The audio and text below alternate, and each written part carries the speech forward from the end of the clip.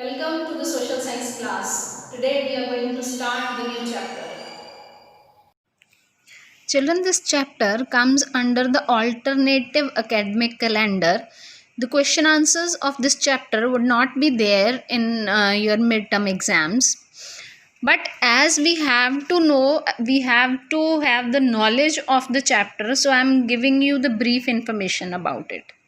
Name of the chapter is the Mughal Empire. Children, this chapter deals with the Mughal kings, how they came to our country, how they started ruling our country, and their administration, then the decline of the Mughals.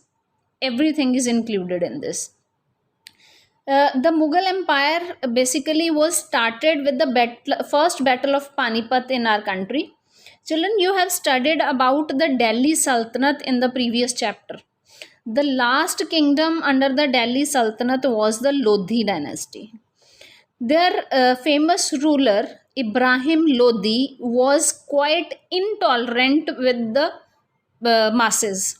So people, they were not happy with Ibrahim Lodi. That's why the governor of Punjab, along with some other leaders, they invited Babur, who was the uh, descendant of Fargana, a small region in Central Asia. He basically he was the king, and he got the throne in quite early age, and then he extended the uh, boundaries of his kingdom, right? The other rulers of the Mughal kingdom was son of Babur, Humayun, who got the throne after his death, and then Akbar, then Jahangir, Shah Jahan, and Aurangzeb.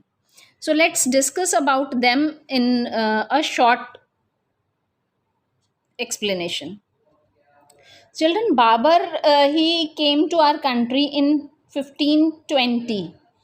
When he was very fascinated towards India's wealth, and then he got the invitation from the people over there, so he came to our country. Then he had a battle with the Ibrahim Lodi, in which he won the battle, and just uh, he laid the foundation of Mughal Empire in our country. After his death in 1530, Humayun, his son, got the throne, but he had to face a lot of problems, a lot of challenges, internal as well. He had the internal challenges from his brothers because they wanted to have the throne, and external challenges from the Sher Shah, who was the leader of Afghans and wanted to take the throne back. After his death, his son Akbar, he got the throne. He was quite tolerant with all the religions, so he was the most popular Mughal emperor. He has he was ruling our country from 1556 to 1605. After Akbar's death, his son Jahangir, he got the throne in 1605, and he ruled till 1627. The son of Jahangir was Shah Jahan, who took the throne in 1628, and he ruled till 1658. Children, Shah Jahan's rule was known to be a period of peace and prosperity. He expanded the Mughal territories by conquering Ahmednagar in Gujarat, and he was quite successful in making the rulers of Bijapur and Golconda. Then he made a new city in 1639 known as Shah Jahanabad, and he shifted his capital to Delhi, which was earlier, for the early Mughals, it was Agra. Then, after his death, rather towards the end of Shah Jahan's rule, a war of succession broke out among his four sons, and Aurangzeb uh, won amongst them, and he got the throne in 1658. He sent his father Shah Jahan to the jail and he took the throne.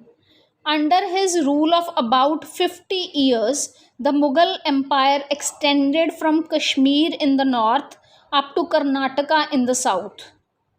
Aurangzeb's rule saw uh, numerous revolts. Children, this is all about the first 6 Mughal rulers, which are known as powerful Mughal rulers. Right now, we have to do the activity of this chapter.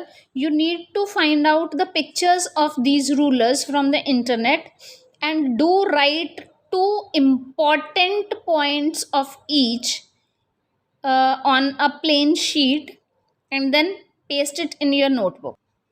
And during the alternative interactive session, I will make the groups of students, and each group has to speak about one Mughal ruler.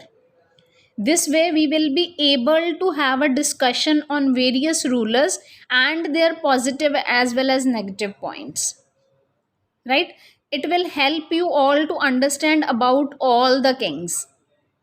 So we will be doing this activity during our alternative interactive session tomorrow. Thanks and have a nice day.